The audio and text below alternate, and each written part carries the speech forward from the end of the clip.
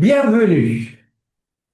Ce webinaire est une initiative des Trois Principes Francophonie, une communauté affiliée au 3PGC, la communauté mondiale des Trois Principes.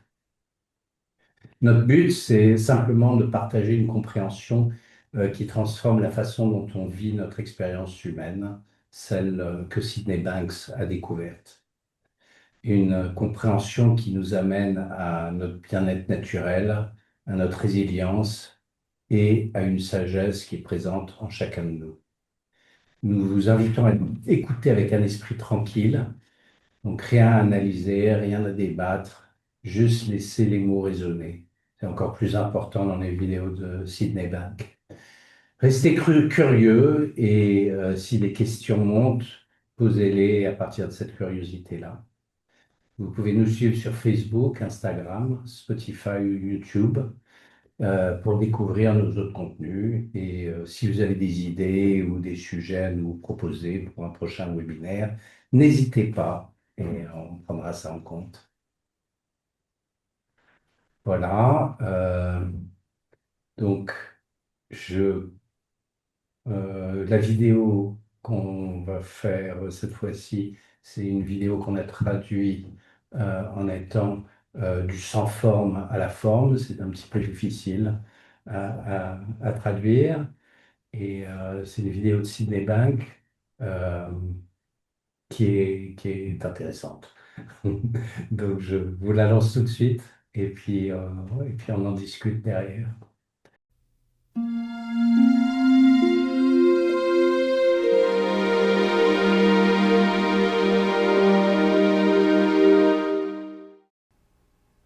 I believe the physicists nowadays are starting to honestly believe that there is such a thing as a formless energy. But one of them may find it, and if he does find it, he'll find it from within himself. And when it comes out, I guarantee when he turns round to his associates and say, I found this great nothingness, I found the essence of life, this no form energy, you know what they'd turn around and say to him? They'd say, you've gone religious on us. All things are created from formless energy.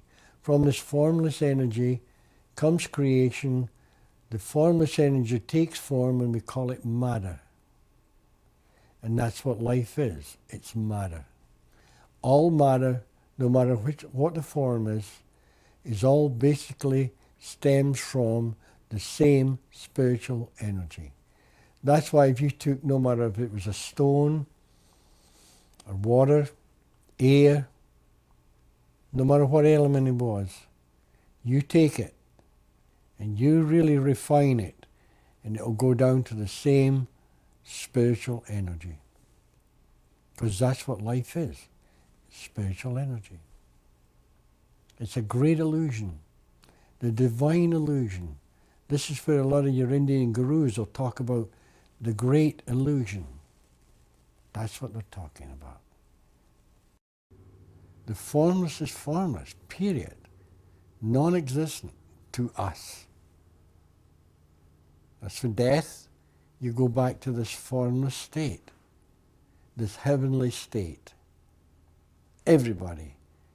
I know some people say that God judges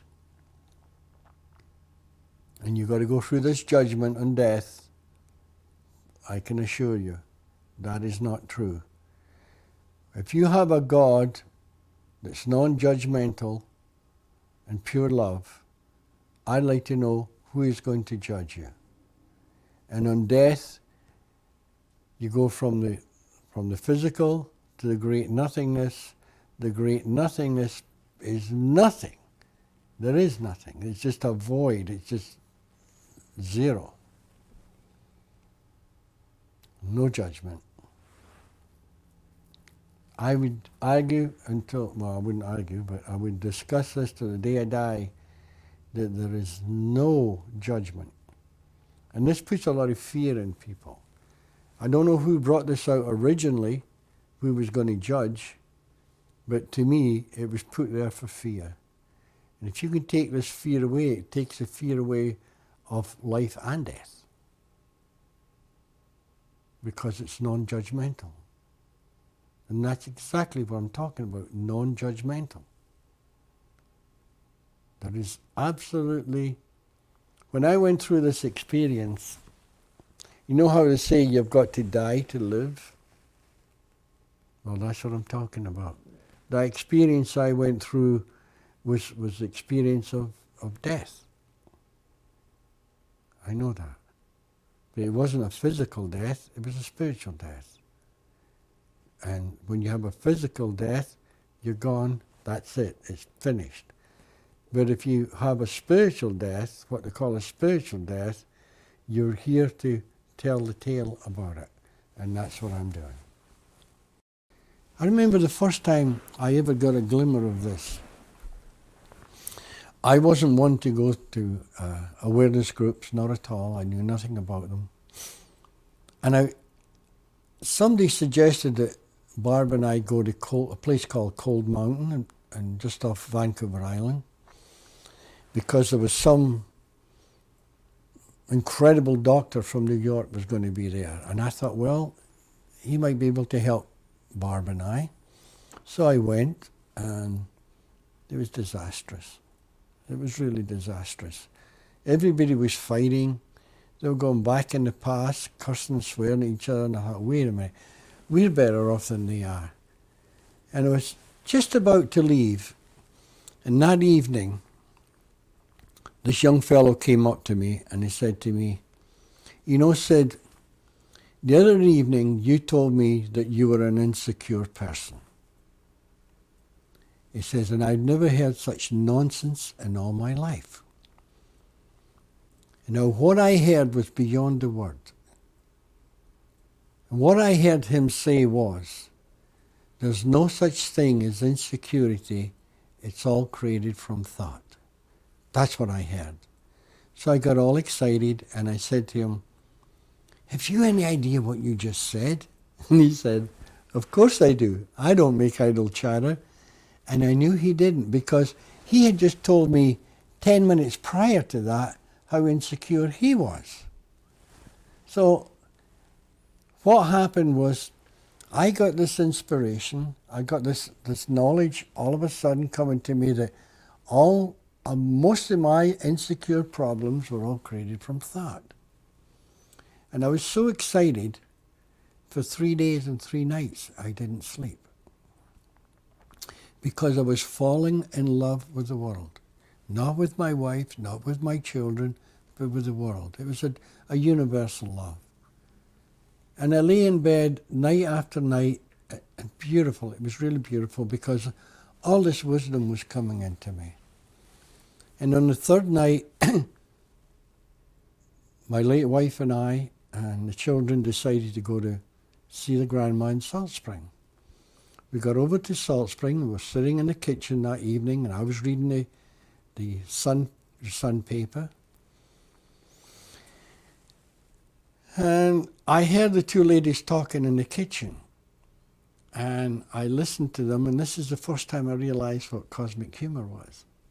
I burst out laughing because of what they were saying. I knew they didn't know what they were talking about. Well, the two ladies got really mad at me, and they came back into the kitchen, come in the living room, and they said, may I ask what's so funny?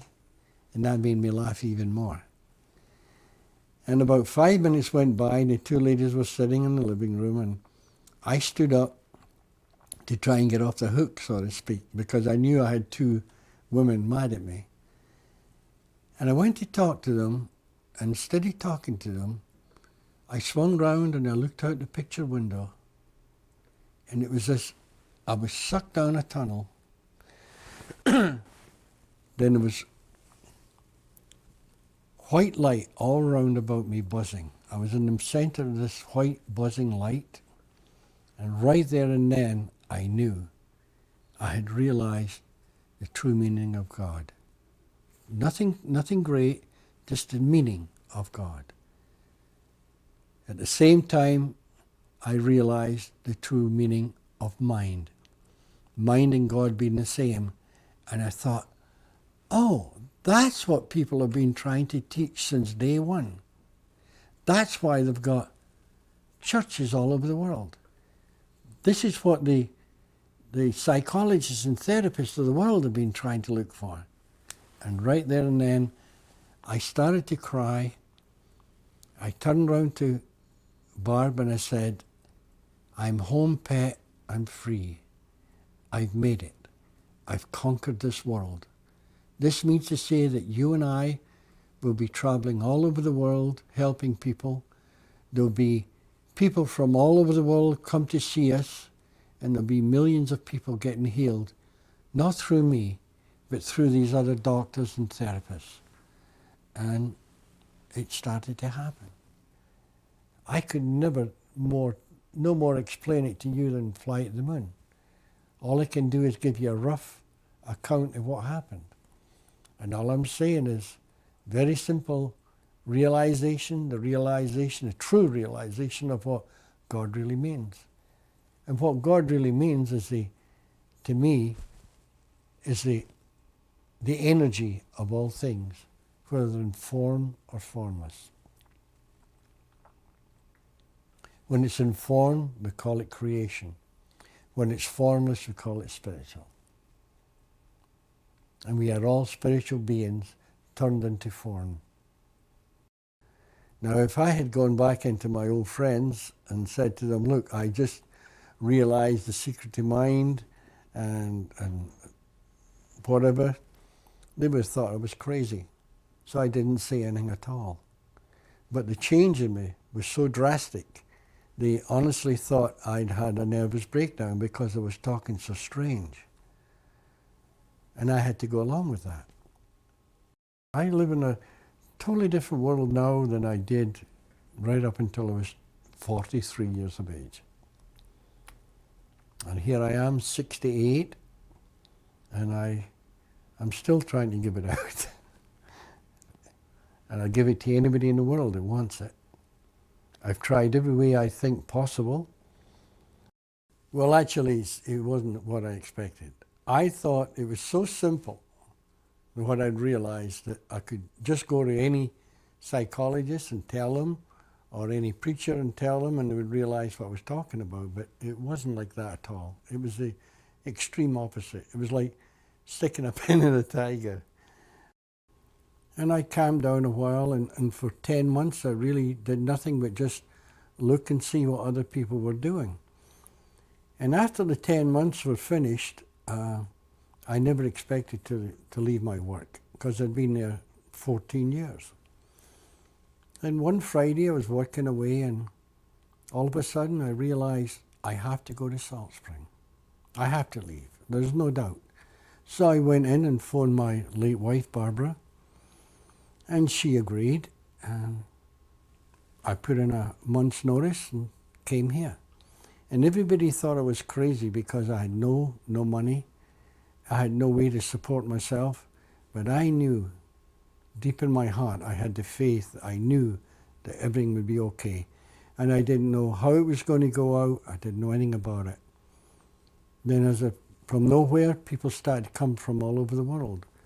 Gurus came from India, priests came from Tibet, ministers came, psychologists came, psychiatrists came. But to be truthful with you, there's very, very few people realized what I was talking about. They had a suspicion that what I was saying was the same as them, but they were all caught up in their old ways of believing that something in the past was more valuable than the now. And what they didn't realize, that what they were looking for, they already had inside them. And that's what was so devastating to my friends, because they knew I didn't have an education. They knew I didn't know anything about psychology, psychiatry, or philosophy, or theosophy. And when it started to come out in me, it was flabbergasting to me. It was exciting, it was amazing, and I didn't know how it was going to work. But I remember the first time anybody ever came to me at all. And one day there was a knock on the door, And it was raining, I remember that. And I walked to the door, and here's this young lady.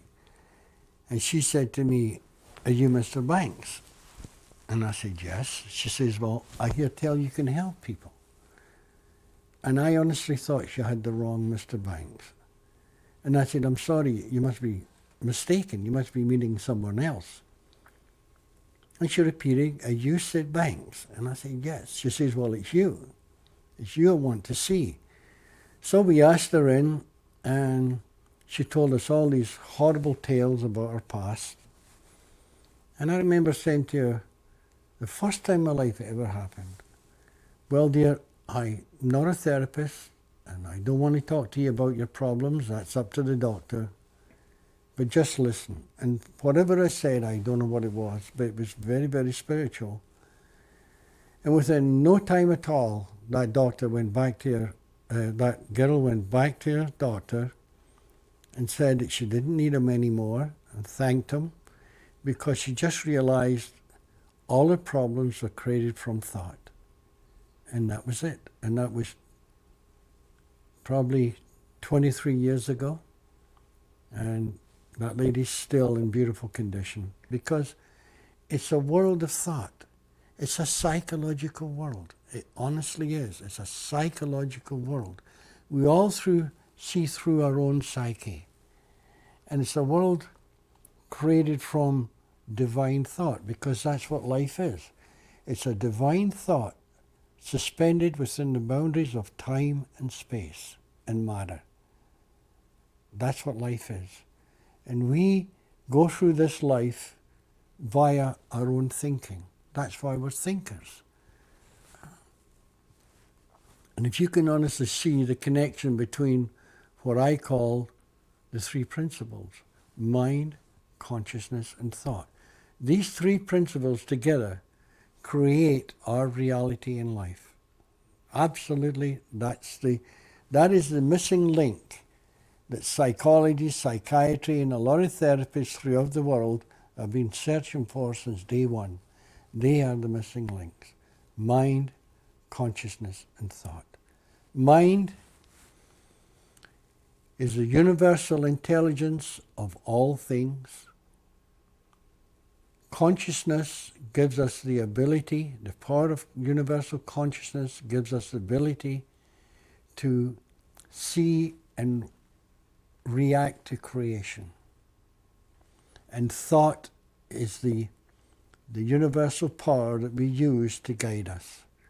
And if you can take your thoughts and take them back from whence they came, take them inside to your own wisdom, this will cure many, many mental sicknesses. And I'm telling you right now, what you're looking for is contained in those three principles. I know somebody that's found 4 principles. I know another therapist that's found 8 principles. Well, that's impossible, because the 3 principles are the Trinity, and the Trinity covers all things. One said emotions was the 4th. But you can't have an emotion without a thought. You can't have an emotion without being conscious. And you can't have an emotion without having a mind. So that is not a principle. That is the result of a principle.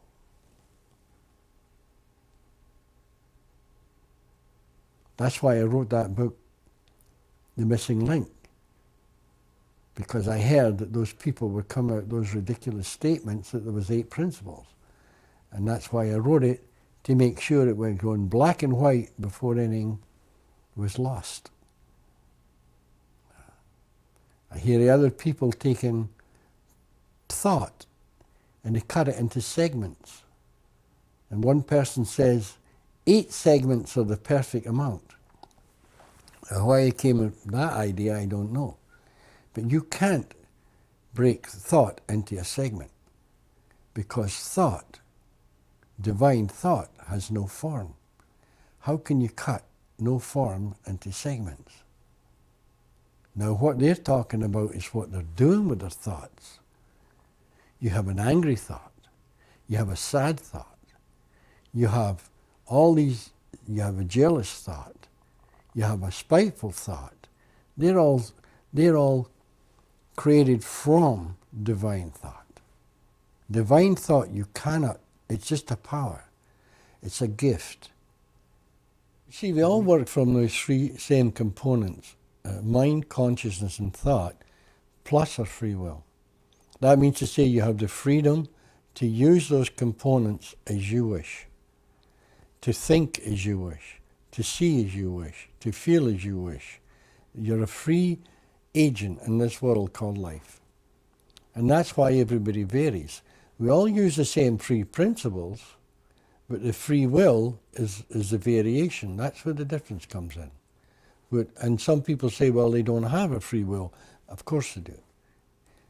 I mean, you take during the Second World War, if you were put in a concentration camp or something, well, you don't have the freedom of to think out loud or to say what you want, but you do have the freedom of thought. I mean, you can live in a communist country where you're dictated, there's a dictatorship, but you still have the freedom of thought, not the freedom of speech. That's a man-made thing. But the freedom of thought, that's a God-created thing. That's the difference.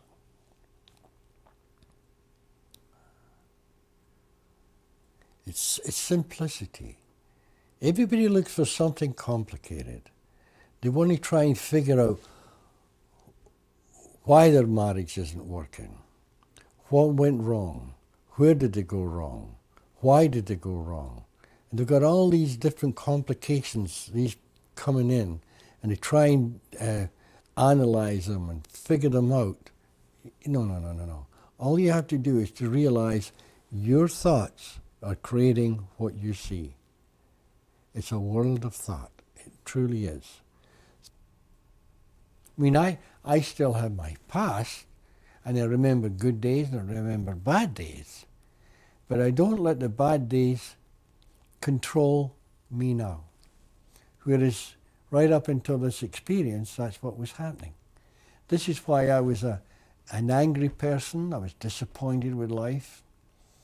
I thought life had done me a bad turn because I didn't get an education, because I was adopted. Many things I could call to make me an unhappy person. But once I realized all it was thought, my entire life changed. Then if I went back to my childhood, where I thought I had a kind of poor upbringing, poor me, poor Sid didn't have a chance because I was a working man, because. When I look back now, I see it with beauty. I see my parents with beauty, my adopted parents. I see where I lived with beauty. I see my whole past that way.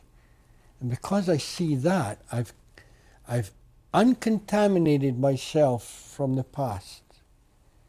And now I'm living with no contamination. That's the way I see it. It comes as a feeling. If you realize what I'm saying and you get a nice feeling, you're getting it.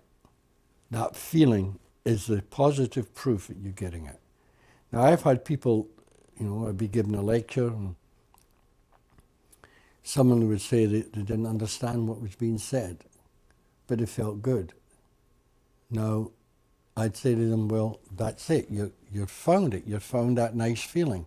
Hang on to that nice feeling and the information will come later. But you'll never get it from the intellect. Never. Truth can never come in from the outside in. It comes from the inside out, because you've already got it.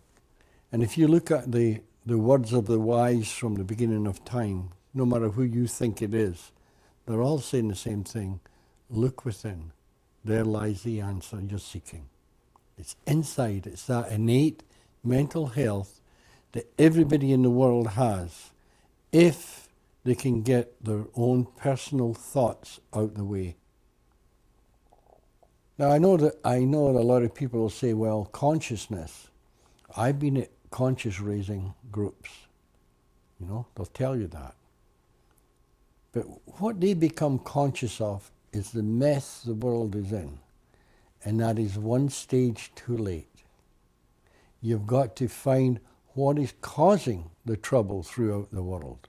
And what is causing the trouble through the world is lack of consciousness, lack of being conscious of who you are, what you are, and how you relate to the world you live in. If you can become conscious of the divine gift that's inside you, mind, consciousness, and thought, if you can become conscious of that, then this will help you throughout your life. Absolutely. There is no doubt. Can't be a doubt. Because this is what the world is. It's these three principles in action.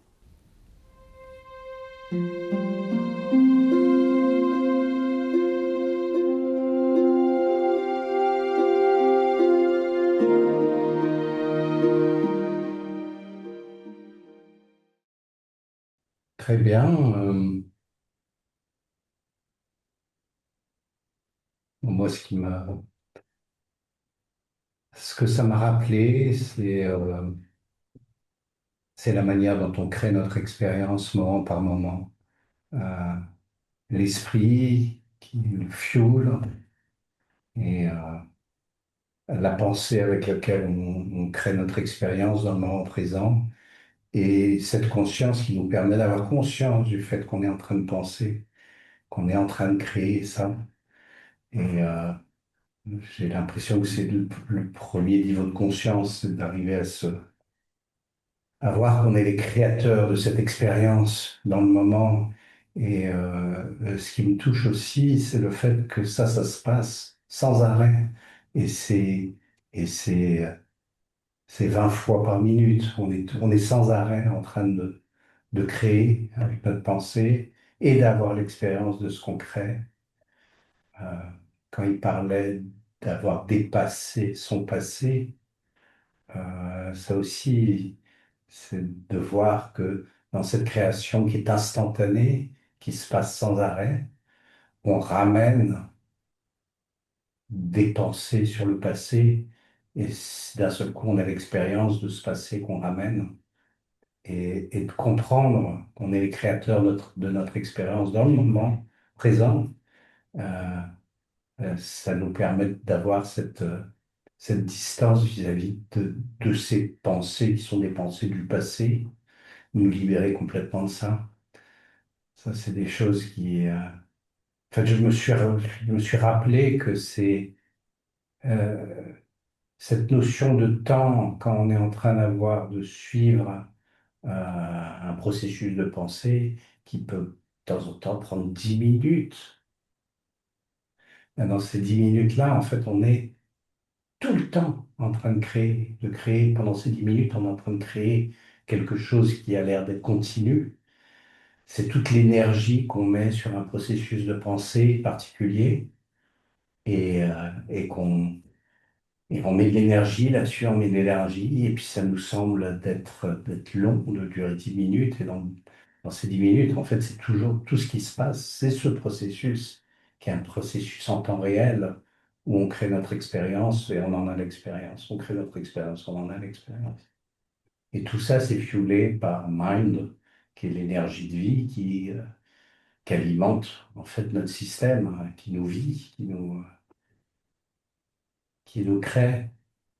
Euh, et donc, cette compréhension des trois principes, il y a d'abord cette prise de conscience de la manière dont les choses marchent. Et ça, bien entendu, c'est libérateur, mais c'est déjà un gros changement de niveau de conscience. Et tout est différent, en fait. Parce que, étant des créateurs de notre propre expérience, on se rend compte qu'on n'est pas obligé de prendre ça sérieusement. On n'est pas obligé de, de croire à notre processus de création, parce qu'on peut créer n'importe quoi. On peut... Et quand on crée des choses qui nous font mal, on a cette possibilité de lâcher prise, d'aller créer quelque chose de différent. Donc c'est cette première prise de conscience. Avant, les choses arrivent, elles arrivent à l'extérieur, et pouf, on est presque victime de ce qui est en train de se passer, ce qui se passe à l'extérieur, pouf, c'est responsable, c'est responsable. Là, on donne la responsabilité de ce qui se passe à l'extérieur sur notre bien-être. Là, juste derrière cette compréhension, ça permet de nous remettre comme acteur central de notre expérience. Donc, ça nous donne beaucoup de clés. Voilà ce qui s'est passé, moi, quand j'ai entendu toute cette vidéo de Sydney Bank. Voilà ma réaction.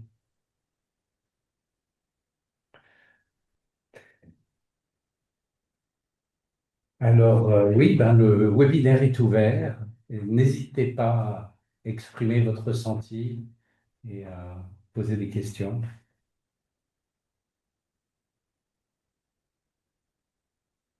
Liv, tu peux y aller. Levez la main. Merci. Vous m'entendez? Je me souvenais pas d'avoir vu cette vidéo qui a été faite à la fin de la vie de Sydney Banks, c'est clair. Et je l'avais jamais entendu aussi clairement parler du libre arbitre, qui a été un point qui m'a toujours travaillé. Et il en parle, il fait 2 phrases et boum. Parce que moi j'étais comme les gens qu'il décrit, j'ai pas de libre arbitre. Mais il fait une distinction. Il dit c'est pas la même chose d'avoir la liberté de penser et avoir la liberté de l'expression. Et il va direct sur le point Godwin, puisqu'il parle des camps de concentration et d'extermination. Et il y a un personnage qui est très célèbre, c'est Viktor Frankl, qui parlait de sa liberté de penser dans les camps de concentration et du fait que quand on sent qu'on a cette liberté absolue de penser, on est libre. Et il dit, dans la vidéo, il dit la liberté de penser, elle vient de Dieu. Donc quand il parle de Dieu, encore une fois, c'est pas religieux. C'est l'énergie primordiale, c'est l'intelligence infinie qui est derrière la vie. Et, et la liberté d'expression, ça c'est les hommes. Donc il met les 2 dimensions, les 2 types d'êtres dans la même phrase, l'être humain et l'être divin, et on est les 2 à la fois tout le temps. Et on a le choix de penser ce qu'on veut, évidemment, dans la dimension humaine, en fonction des informations qu'on a reçues. Et moi, quand j'ai entendu parler des 3 principes pour la première fois, j'ai pas eu l'impression que j'avais le choix de penser que c'était n'importe quoi. Et que l'histoire du soudeur qui a pas fait d'études et qui a d'un seul coup eu une révélation et puis qui a découvert les principes de la psychologie humaine.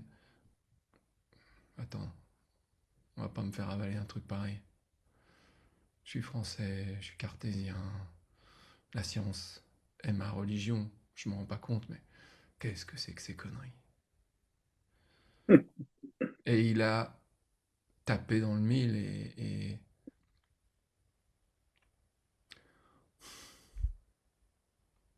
je suis même ému de ressentir ça parce que en l'écoutant à chaque fois, c'est ce qu'on appelle en anglais le grounding, c'est-à-dire l'ancrage. Il y a quelque chose à l'intérieur de nous, enfin, quand on commence à être touché, il y a quelque chose qui est à l'intérieur de nous, a l'air de dire c'est ça, c'est vrai, c'est ça, c'est par là.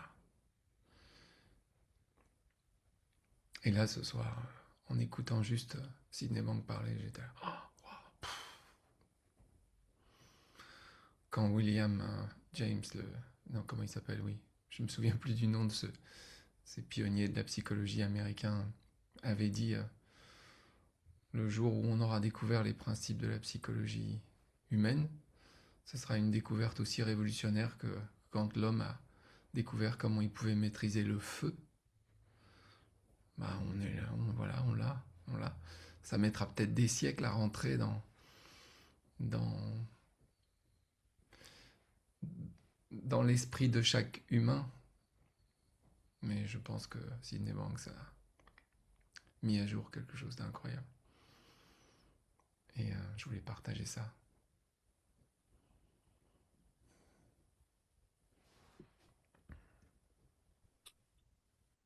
Merci.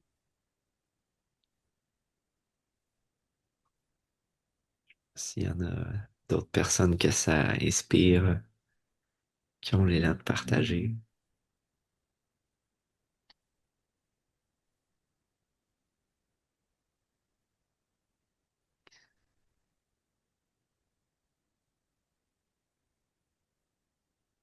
Je peux déjà dire, moi, en l'écoutant, j'ai compris qu'on est dans le même espace. Je sais pas comment dire. C'est peut-être de la conscience. Et quand il dit ça part de l'intérieur, c'est pas quelque chose qui vient de l'extérieur. C'est ça que je suis en train de comprendre, parce que je me reconnais quand il dit c'est pas une compréhension intellectuelle. Et là, j'essaie de comprendre et je m'aperçois que soit je suis encore troublé dans mon quotidien ou il y a des choses qui me dérangent. J'ai dit peut-être que je comprends pas les trois principes. Mais oui, c'est quelque chose qui s'intègre subtilement, j'ai l'impression. Ah ben, tu sais, quand je vivais ça, j'avais des réactions. Maintenant, plus autant, où je le vois chez les autres, les gens que je croise, juste avec la posture, l'expression faciale, ou ce qu'ils disent, ah, elle est en train de penser d'une façon qui la sert pas. Ouais, fait que ça me parle aussi que quand il dit je revois mon passé et maintenant je le vois comme de la beauté, ça devient flagrant que c'est pas les événements, c'est pas ce qui arrive, que on n'est pas victime, mais qu'on a en tout cas, c'est comment je le comprends, que j'ai le choix de, mon Dieu, de voir la vie comme un cadeau, comme la beauté, comme il disait, ou de me dire c'est un problème et ça devrait pas être comme ça. Et donc c'est juste par la pensée que je me rends la vie misérable. Et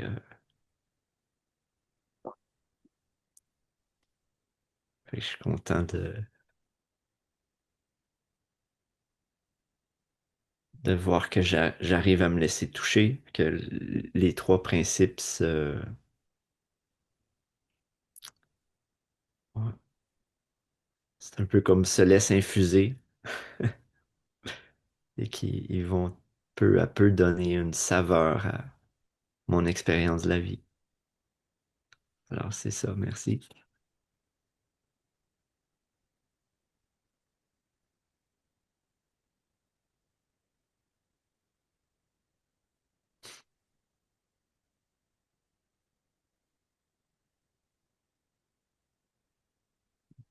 Hervé, t'as levé la main.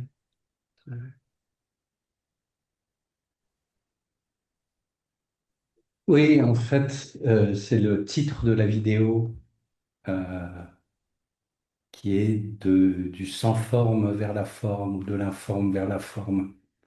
Et, euh, et effectivement, c'est la manière dont notre expérience est créée de l'intérieur, mais ces trois principes sont des principes qu'on ne voit pas.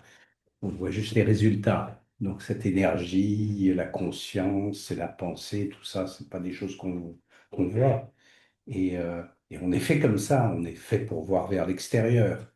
Euh, Ce serait intéressant d'avoir des yeux qui pointent vers l'intérieur, parce que c'est là, c'est comme ça que ça se passe. C'est de l'informe vers la forme. Et former, c'est un peu comme la pâte à modeler. Notre expérience, on on, on l'a fait avec nos pensées. Comme de la pâte à modeler, on crée, on a une création. Et ce que j'ai trouvé, ce qui m'est venu à l'esprit, c'est que notre chemin, en fait, c'est un chemin qui va vraiment à l'inverse de ça. Ça veut dire que cette compréhension, elle est de la forme vers l'informe. On essaie de pointer, de repartir vers la source, qui est une source qui n'a pas de forme. Euh, L'esprit, on voit que les résultats de l'esprit, on voit quand on est animé, cette force de vie intelligente, c'est quand elle nous anime, on la qu'on voit qu'on voit quand elle a pris forme. Lui, il parlait de cette énergie intelligente en disant qu'elle est dans tout ce qu'on voit, elle est présente, pas seulement dans les êtres vivants, mais dans les cailloux ou dans la matière. Elle est faite de cette énergie intelligente. Euh, et, euh, et nous, dans notre travail de compréhension des trois principes, on fait le chemin inverse avec nos maigres sens, nos maigres sens qui ne nous permettent pas de voir cette énergie. La pensée, quand on parle de la pensée avec un grand P, c'est pas toutes nos petites pensées dans le moment présent, c'est cette capacité à penser. C'est justement ce travail de pâte à modeler où on crée quelque chose. Donc on pointe vers ce, ce principe invisible qui devient visible dès qu'on voit le résultat. Nos propres petites pensées, d'un seul coup, on en a conscience, pouf, elles deviennent notre réalité. Et la conscience, comment c'est très, c'est très informe, la conscience, parce qu'en fait, nos petites pensées sont projetées sur notre champ de conscience. C'est comme c'est comme l'écran du cinéma. On va pas voir dans le noir, on voit pas l'écran du cinéma. On voit juste ce qui est projeté dessus. Donc, on pointe toujours sur des choses sur lesquelles on est très, très peu équipé pour avoir conscience de ces trois principes. Donc, c'est juste le titre de l'informe ou du sans forme vers la forme. Je trouvais ça intéressant de voir que notre chemin de compréhension des trois principes, c'est l'inverse.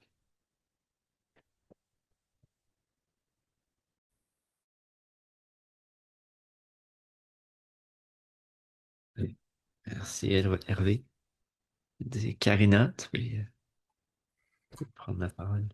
Oui, ça m'a aussi fait penser à mon chemin avec les trois principes et la compréhension.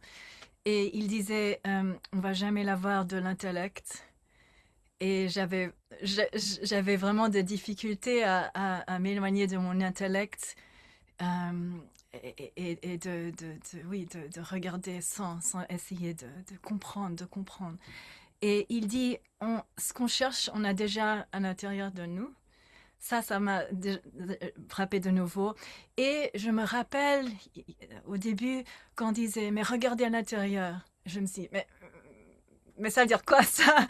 Et là, quand je l'ai écouté dire la vérité euh, euh, vient jamais de l'extérieur parce qu'on l'a déjà à l'intérieur. Et c'est pour ça que le good feeling, c'est tellement, il parle, c'est dans le good feeling, les trois principes. Et pour moi, ça m'a, aujourd'hui, en écoutant de nouveau, je me suis dit, ah oui, dès que quelque chose résonne, je peux faire confiance en ça. C'est le good feeling. C'est la vérité à l'intérieur de moi qui se réveille ou qui me dit oui, oui, c'est par là.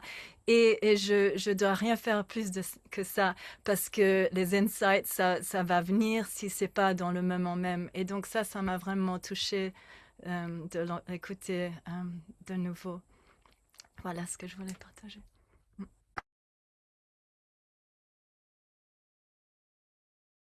Merci. On peut suivre ouais, ça me dit de rester dans le sentiment de. Ouais.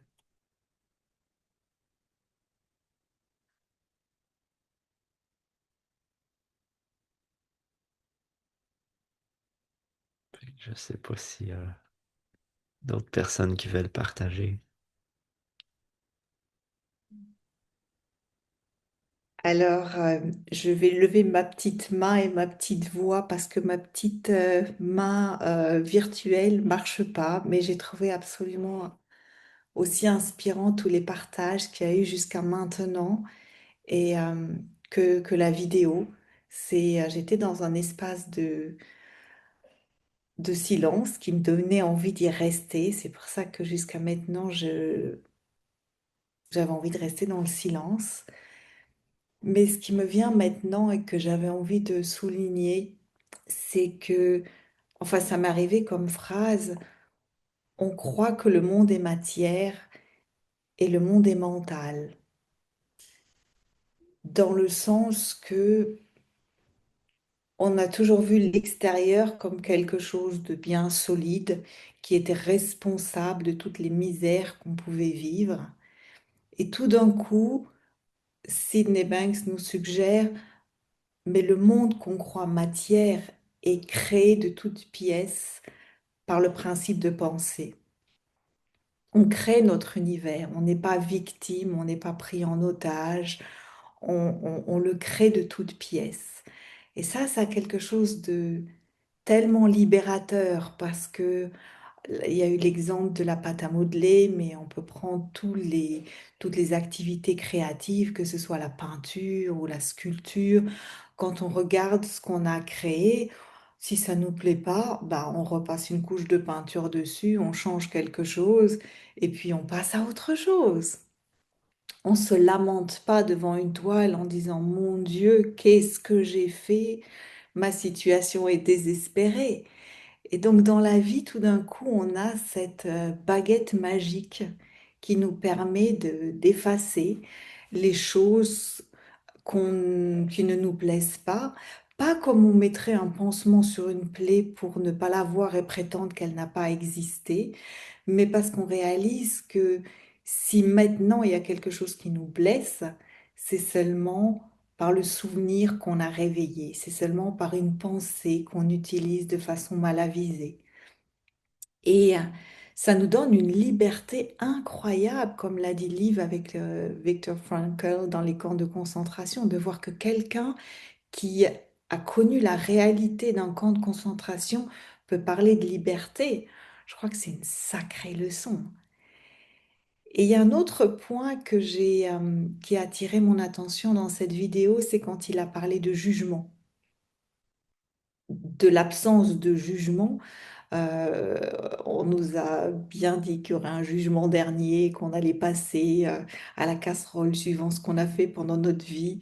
Et là, tout d'un coup, avec ces trois principes, il est une évidence que si la réalité n'est pas matérielle mais mentale, que tout est énergie et que tout est énergie d'amour, qui va juger quoi?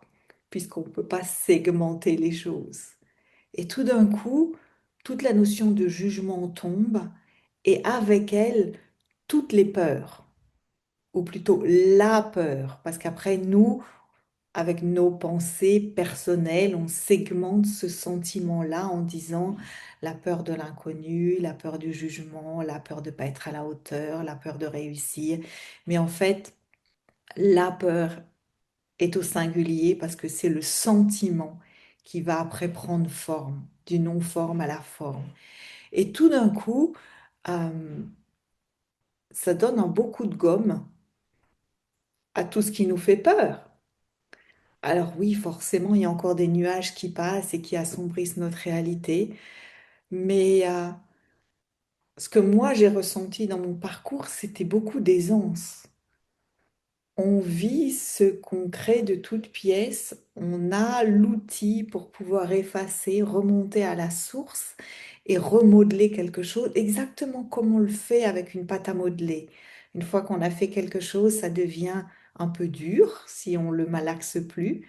Et puis si on a envie d'avoir autre chose, eh ben, on met les mains à la pâte, on remalaxe et on fait autre chose. On le fait dans tous nos actes de création artistique, comme on le dit, et dans la plus belle création qui nous est donnée de faire, c'est-à-dire la création de notre propre vie, Là, on touche pas. On juge, on se lamente, on a l'impression de ne pas avoir la main. Et quelque part, Sydney Banks nous redonne le pouvoir. Il nous redonne les clés de la vie, les clés du paradis sur Terre. Et je pense que c'est un sacré cadeau. J'avais envie de partager ça.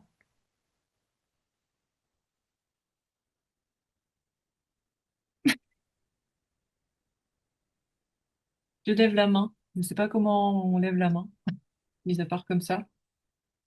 Ah, mais il y a Martine qui lève la main aussi. Mais tout le monde lève la main. Vous m'entendez? Vas-y, Nat. Ok. Non, je voulais réagir en fait sur ce qu'a dit Isabelle par rapport à la création, puisque je suis créatrice comme tout le monde, donc comme tu l'as dit Isabelle. Mais je suis créatrice de dessin. Et en fait, par rapport à... Donc je suis artiste et je suis aussi beaucoup tournée vers la culture indienne, donc la philosophie indienne. J'ai passé un peu de temps et je passe du temps sur un tapis de yoga, entre autres. Euh, et en fait, je me suis rendu compte que dans mon processus de création, je suis assez étonnée de ce que je crée, ou plutôt je suis assez étonnée des créations qui émergent sur ma tablette, puisque moi je suis sur sur un iPad pour créer. Euh, je suis assez étonnée de la manière dans le processus de création que j'ai mis en place depuis quelque temps. Beaucoup de monde me demande d'où me vient mon imagination. J'en ai toujours eu énormément. Euh, et je me rends compte que quand il y a des moments euh, où je bloque un peu, j'attends que ça arrive en fait. Donc je considère qu'il y a le canal est pas assez la ligne est pas assez claire, la connexion est pas assez stable, forte, je sais pas comment voilà, on va dire pour reprendre un terme de comme une connexion internet. Mais donc ça m'arrive d'avoir des idées sur le tapis de yoga, d'avoir des choses qui arrivent sur le tapis de yoga, mais aussi pendant le processus de création, effectivement, il y a des choses qui arrivent et qui font que petit à petit, la création émerge. Et je constate que je suis assez étonnée par ce processus-là, que j'ai réussi à mettre en place dans ma vie aussi. Alors, je suis très intéressée par Sydney Banks. Je me suis pas encore plongée dans le livre des trois principes que j'ai acheté très récemment. Euh, et c'est c'est donc ce principe de création ou et cet étonnement sur la création, sur les idées qui arrivent. J'ai réussi, je crois, de plus en plus à le mettre en place aussi dans ma vie, où par moment, je me surprends à avoir cette petite voix dans la tête qui est jugeante, bien souvent, en disant, mais quelle conne, pourquoi t'as fait ça? Euh, ou en train de réactiver quelque chose du passé. Et j'arrive de plus en plus à stopper le processus en disant, mais qu'est-ce que c'est que cette histoire-là? Ça sort d'où? Pourquoi ça arrive? Pourquoi il y a encore un mécanisme qui se met en route à ce moment-là? Et pourquoi les rouages partent dans ce sens-là? Et j'ai vraiment, bon, je suis quelqu'un de visuel, donc j'ai vraiment cette visualisation de rouages qui se mettent en route dans un sens avec un- corporellement quelque chose qui émerge et qui va pas forcément dans le bon sens, fatalement, puisque c'est quelque chose de très automatisé et qui prend pas forcément la bonne direction. Et j'arrive de plus en plus à déplacer un rouage et à dire, bon, là, on va peut-être mettre une autre roue pour enclencher un autre système de pensée, prendre le temps de rigoler, de mettre de côté pour, euh, pour faire émerger quelque chose d'autre. Voilà. C'était par rapport à ce que tu as dit sur sur la création et sur le fait de faire naître la forme. Voilà.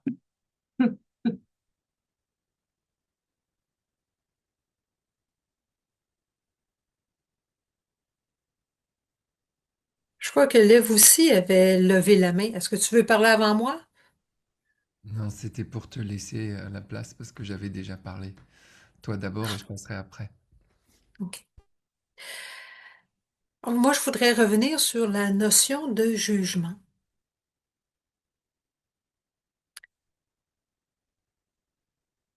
Et là, ça me vient en anglais, c'est We're a piece of God in full manifestation. On est un morceau de Dieu manifesté dans ce monde-ci. Or, si on se juge, ou si on croit que cette énergie va nous juger, c'est comme Dieu se jugerait lui-même. Parce qu'on est notre âme est un petit morceau de l'esprit. Alors, ça peut aider peut-être à enlever cette notion de jugement. Est-ce qu'on fait des erreurs? Oui. Euh,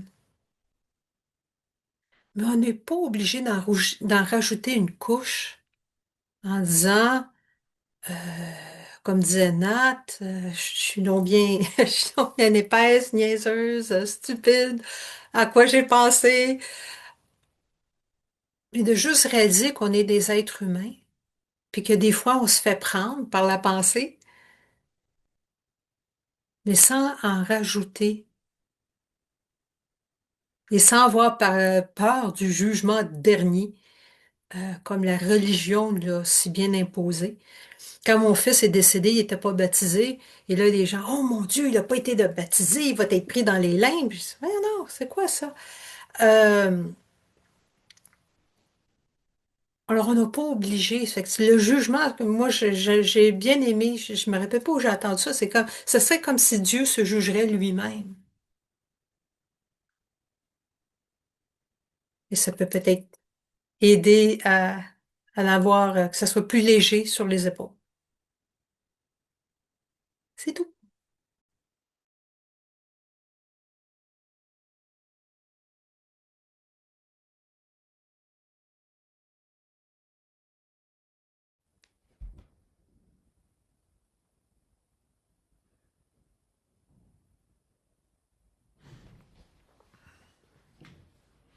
Alors, je vais prendre mon tour.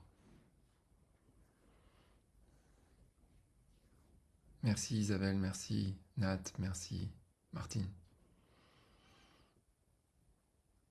Par rapport à ce dont tu parlais autour de la création, Isabelle, et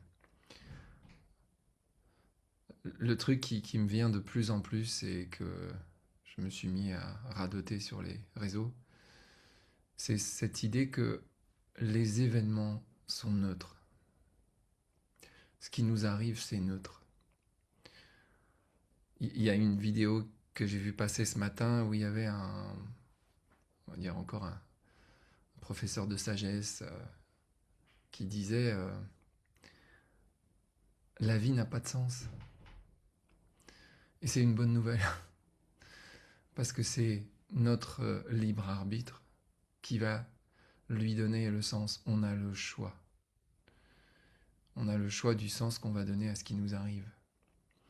Mettre la main là-dessus, ben, ça m'amène à ce que tu disais, Martine. C'est prendre la mesure du fait que oui, comme disait Sydney Banks, nous sommes un aspect microscopique de Dieu. Mais être un aspect microscopique de Dieu, c'est être Dieu. Et encore une fois, à chaque fois, et il le dit au début de la vidéo, on n'est pas dans la religion là. On est dans le constat qu'il y a quelque chose. C'est souvent quelque chose que j'utilise pour parler par exemple dans le monde de l'entreprise. Dans le monde de l'entreprise, si on dit le mot spiritualité, waouh, non, non, non, non.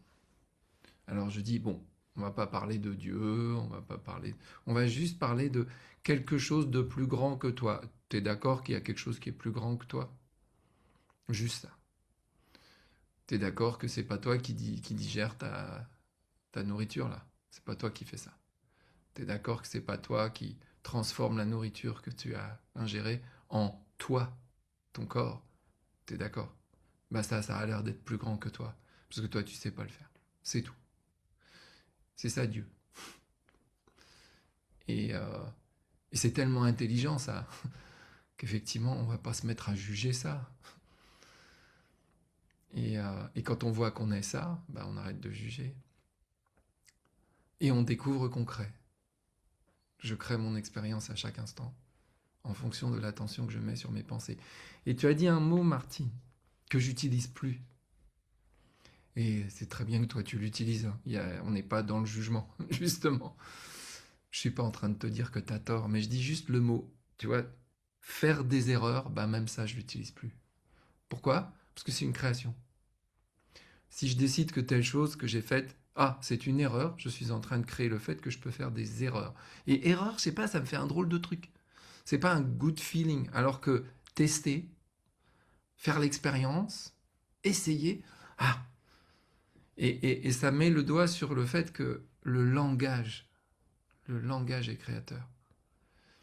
Et je crois que c'est pas pour rien que, et c'est pas que dans ce texte-là, mais dans la Bible, il y a c'est je crois, c'est le premier verset de l'évangile de Jean. Au commencement était le Verbe et le Verbe était Dieu. Boum. Ah, on crée. Qu'est-ce que c'est? Les mots, c'est l'encre de la pensée. On crée avec ça. Et si je commence à créer que c'est pas une erreur, c'est un essai. Et je me souviens de cette histoire de Thomas Edison à qui on demandait, avant qu'il arrive à trouver la lampe à incandescence, il a dû rater 1000 fois. On dit, ah, il a fallu que vous ratiez 1000 fois pour arriver à ça. Il a dit, quoi? J'ai rien raté du tout. C'est juste qu'il fallait 1000 pas pour arriver au résultat. C'est tout. Ne serait-ce que ça, c'est l'invitation, je crois, à voir à quel point on est créateur de notre expérience. Et que si on déplace un tout petit peu l'attention et qu'on arrête de dire putain, j'arrête pas d'échouer, et là ça pèse. Et, allez, je recommence, je teste. Allez, on y va. Ça change tout. Et on peut créer ça. On peut créer ça quand on a capté qu'en fait, c'est le mode d'emploi de la vie, c'est ce que Sydney Banks est venu nous apporter. Et quand on dit c'est ce que Sydney Banks est venu nous apporter, il faut bien voir que il y avait toutes les sagesses de l'humanité avant lui et qu'elles nous ont déjà dit ça. Mais lui, il a trouvé un moyen de le dire à nous, les contemporains. Et il a trouvé un moyen de le dire avec des mots et une simplicité absolument folle pour nous, sans raccrocher ça à des traditions spirituelles, à des dieux dans le ciel, ou des choses comme ça. Et je trouve que c'est... j'ai l'impression que c'est... Oui, c'est le monomythe. Je parle comme ce, ce, cet Américain dont le nom m'échappe au moment que je le dis. Je crois, comment il s'appelle? Je ne sais plus. Qui parlait des mythes de l'humanité et qui a modélisé le voyage du héros. Campbell. Voilà, Joseph Campbell. Merci. Merci Martine. Je l'ai écrit dans mon livre, j'ai oublié. Joseph Campbell. Et donc il arrive avec ce monomythe qu'il nous propose Sydney Banks. Et ça me donne énormément d'espérance, beaucoup plus que d'espoir, sur mon chemin d'humanité. Je voulais juste partager ça.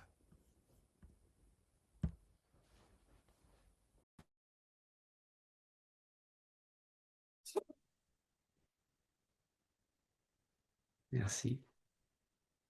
Ça m'inspire que, comme quoi, au-delà de ce que je pense de mes expériences, il y a une intelligence et il y a de la beauté. Il y a, il y a, il y a des cadeaux. Ouais. Ok. Ouais, merci.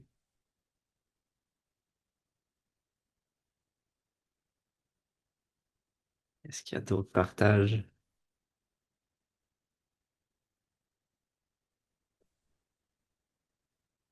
Je veux bien dire un mot. J'ai beaucoup de résonance. Et en même temps, je me dis, si je devais redire ce qu'a dit Sydney Banks, je suis incapable de redire ce qui a été dit. J'ai vraiment l'impression d'avoir entendu plusieurs idées en même temps. Ce que je ressens là, c'est par exemple que en même temps, il nous dit il y a un intérieur et un extérieur, et je pense qu'il n'y a pas d'intérieur et il n'y a pas d'extérieur en fait. Et qu'il a une manière voilà, de transmettre qui, qui est sur plusieurs niveaux de compréhension et qui a aussi un langage un peu de cœur à cœur. Et qu'en même temps, j'ai entendu de la certitude et beaucoup d'humilité. Euh, j'ai entendu en même temps que les pierres sont vivantes et en même temps, il n'y a pas de distinction entre moi et la pierre. C'est vraiment intéressant. J'ai vraiment voilà, ce ressenti qu'il faut aussi lâcher ce qu'il a dit pour, voilà, pour pas non plus m'arrêter sur des concepts et sur des représentations pour essayer de comprendre ce qui est dit. Et, et j'ai un peu bloqué au départ sur la question du néant, quand il parle du néant. Et effectivement, le néant, je peux le vivre comme quelque chose qui fait peur. C'est un espace sans repère, un espace sans temps, un espace d'absence. Et en même temps, le néant, c'est l'origine. Et donc de l'origine et de ce néant peut jaillir la créativité. Donc c'est vraiment intéressant. C'est en même temps, il y a cette idée de,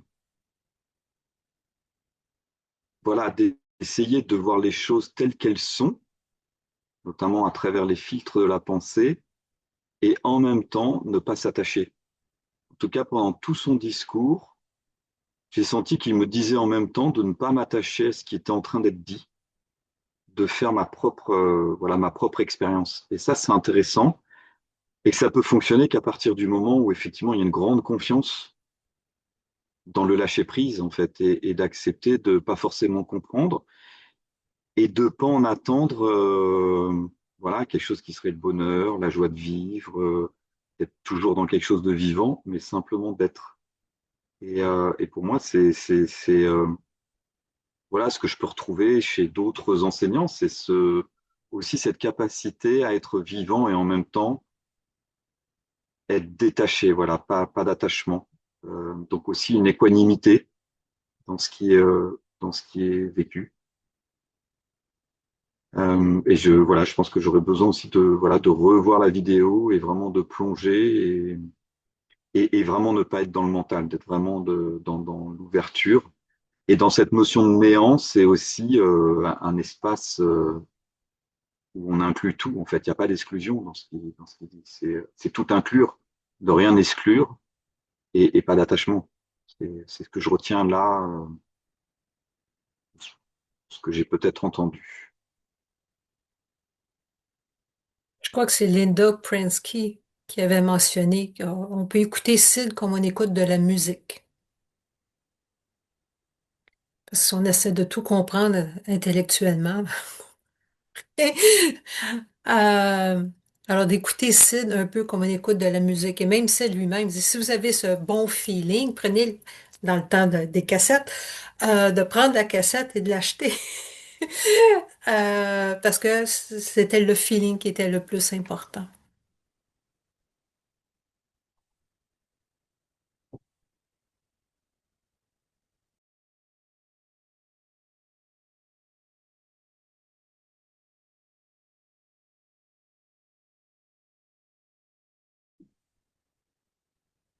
Oui, je voulais revenir sur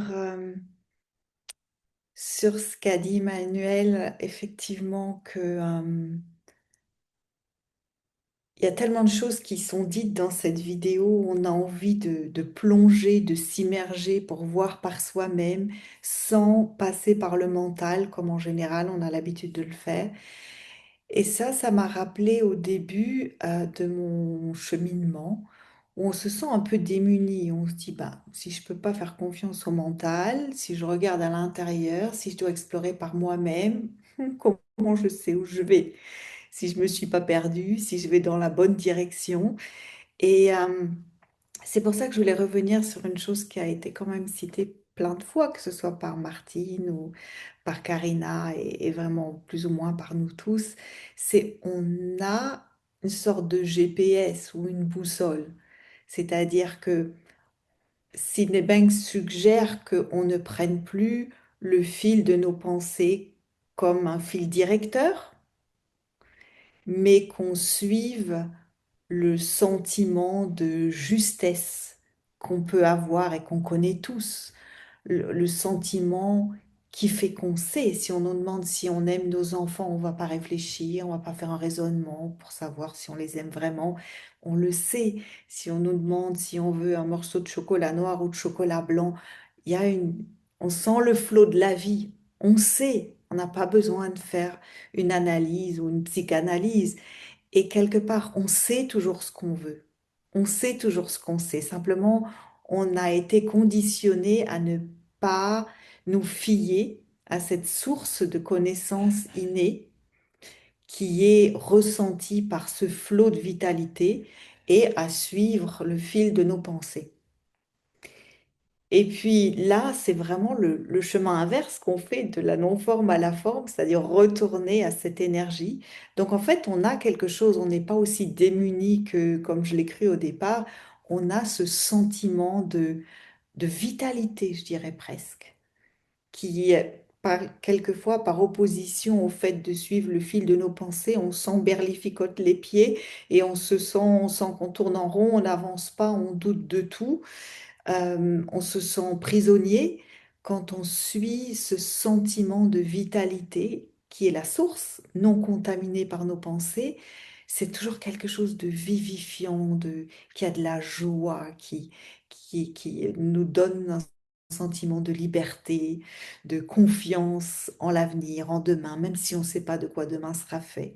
Donc je voulais juste rappeler ça parce que quand on bascule, on peut avoir un sentiment de, oups, à quoi je vais me raccrocher maintenant si le mental ne me guide plus, si je dois laisser de côté tout ce que je sais quoi.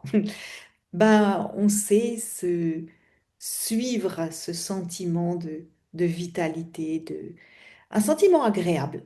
Donc, c'est notre boussole ou notre GPS et on est loin d'être démunis et je voulais revenir là-dessus.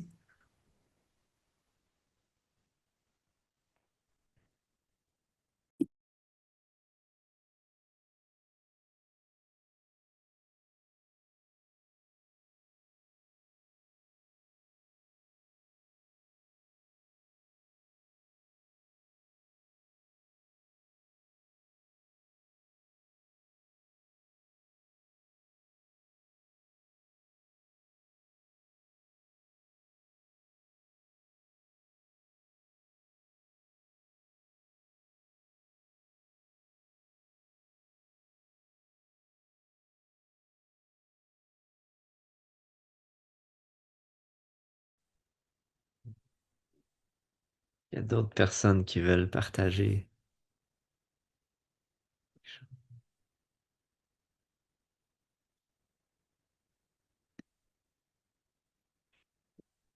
peux arrêter ouais, et garder le sentiment.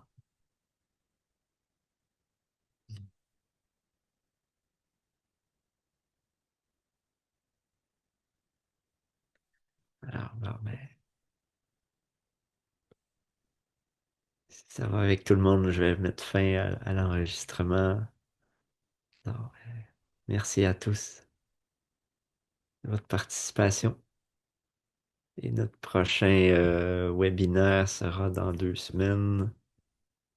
Je peux voir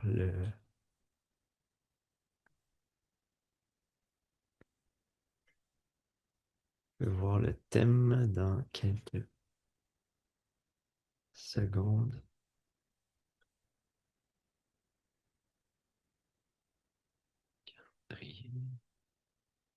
Ce sera, ce sera sur le thème la douceur de l'acceptation.